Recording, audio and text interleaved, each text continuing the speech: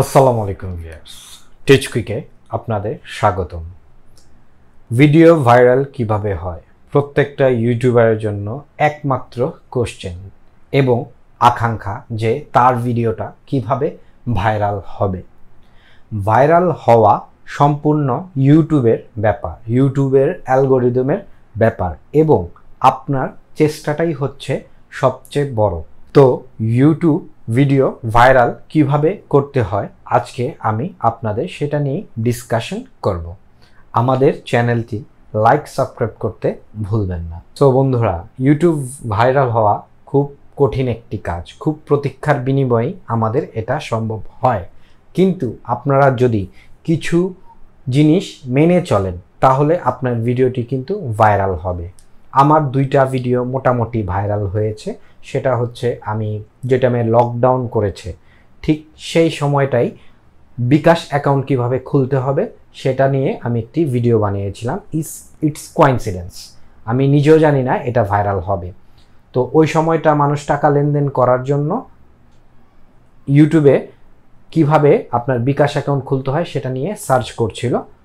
So আমার ভিডিওটি anyhow rank করে বসছে। তো মোটামুটি আমার 40 থেকে 50,000 ভিউ ওখানে চলে আসছে। তো কথা সেটা না। তো আমি এটা থেকে কি শিখলাম, যে ট্রেন্ডিং টপিকটা মাঝে মধ্যে আপনার ফাইন্ড করতে হবে যদি আপনি আপনার ভিডিও ভাইরাল করতে চান। আপনি যখন কোনো ভিডিও বানাবেন ইউটিউব অ্যালগরিদমের ব্যাপারটা কিন্তু মাথায় রাখতে হবে যে সে কি চায়, তার কাছে কি করলে আপনার একটি পজিটিভ সাইন চলে আসবে। এই সাইনটি যদি তার কাছে না আসে তাহলে কিন্তু সে ভিডিও ভাইরাল করে না। তো ভিডিও ভাইরাল করার 3টি ধাপ আছে যেটার মাধ্যমে আপনার ইউটিউব অ্যালগরিদমকে পজিটিভ সাইন দেয়। ফার্স্ট হচ্ছে আপনার ইমপ্রেশন ক্লিক থ্রু রেট, যেটা আমাদের থাম্বনেলের মাধ্যমে আসে। এখন অ্যাভারেজ ক্লিক থ্রু রেট হচ্ছে আপনার 5 to 8। এখন ভালো মানের যদি আপনার ভিডিও হয়ে থাকে তাহলে সেটাতে ক্লিক এমনিতেই পড়ে। তো মোটামুটি আপনার 8-এর উপরে যদি আপনার ক্লিক থ্রু রেটটা থাকে তাহলে ইউটিউব অ্যালগরিদম বুঝতে পারে যে এই ভিডিওটাতে মানুষ ক্লিক করছে, এটা ক্লিকেবল।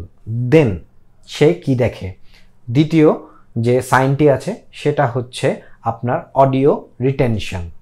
অডিও রিটেনশন বলতে যে একজন যে ভিডিওটা দেখেছে সেটা কত মিনিট দেখেছে, 5 মিনিটের ভিডিও সে কত পার্সেন্ট দেখেছে। মোটামুটি অডিও রিটেনশন যদি 50%-এর উপরে থাকে তাহলে আপনার ভিডিওটি মোটামুটি সেমি ভাইরাল হয়ে যায়। এবং সবচেয়ে বড় ব্যাপার, যদি আপনার ভিডিওটি 70 বললে ভুল হবে, 60 আপ থাকলে, 60 থেকে যদি 80-র ভিতরে থাকে তাহলে ওভারশিওর আপনার ভিডিওটি ভাইরাল হবে।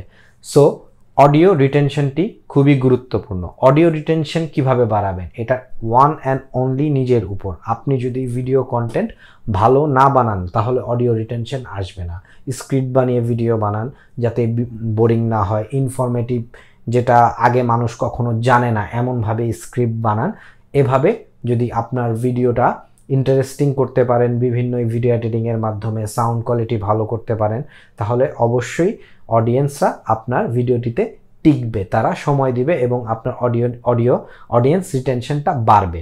সো প্রথমটা হচ্ছে ক্লিক থ্রু রেট, দ্বিতীয়টা হচ্ছে অডিও রিটেনশন, আর তৃতীয় ধাপটি হচ্ছে আপনার ভিডিওর অ্যাভারেজ ভিউ। ইউটিউব বুঝে যে এই ভিডিওটা কতটুক অ্যাভারেজ ভিউ থাকতে হবে। প্রথম দিকে দেখা যায় যে যদি আপনার ভিডিওটা তাদের এক্সপেকটেশন অনুযায়ী অ্যাভারেজ ভিউ থেকে প্লাস আসে তাহলে তারা ইমপ্রেশন একটু বাড়িয়ে দেয়। যদি দেখে যে না, অ্যাভারেজ প্লাস আপনার ভিডিওটি মানুষ অডিয়েন্স দেখছে, ঠিক আছে, ক্লিক থ্রু রেট প্লাস বিভিন্ন ইমপ্রেশন আর সোর্স থেকে আপনার ভিডিওটি মানুষ দেখছে উইথ অডিও রিটেনশন, ঠিক তখনই আপনার ভিডিওটি পজিটিভ সাইন ইউটিউব অ্যালগরিদমে চলে আসে, ঠিক তখনই কিন্তু ভিডিওটি ভাইরাল হয়। তো এই 3টির মাধ্যমেই আপনার ভিডিও ভাইরাল হওয়া একমাত্র সম্ভব। যখনই গুগলে পজিটিভ সাইন যাবে, click through rate, audio retention এবং আপনার অ্যাভারেজ ভিউটা খুব ভালো হবে। 100 জনে কতজন দেখলো সেটাই হচ্ছে অ্যাভারেজ ভিউ, সেটা যদি আপনার ভালো হয় তাহলে আপনার ভিডিওটি ভাইরাল হয়। আশা করি আপনারা ভাইরালের ব্যাপারটা বুঝতে পেরেছেন। আজকে এখানেই বিদায় নেই। আমাদের চ্যানেলটি লাইক সাবস্ক্রাইব করতে ভুলবেন না।